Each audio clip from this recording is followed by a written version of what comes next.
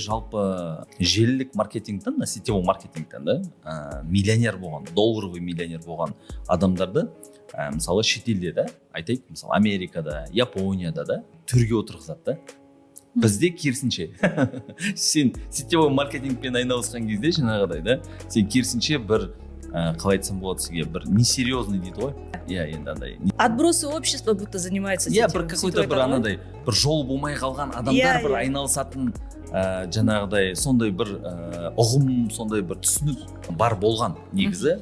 Вообще жалпы осыдан 20 жыл болады. Сондай бір ұғым болған да. Бірақ қазір әрине заман өзгеріп жатыр, адамдар түсініп жатыр да.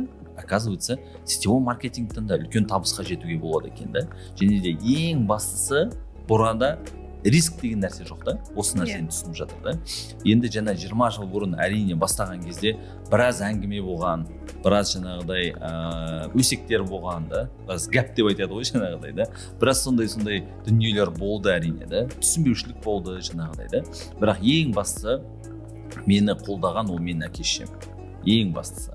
Және де мені ең бірінші осы желілік маркетингке шақырған менің өзімнің ағам. Енді бізде өмірде былай ғой жаңағыдай да, біз адамға келеміз да мысалы да. И сол себептен де мені осы салаға әкелген менің былай айтқан кезде әкемнің туған бауыры да.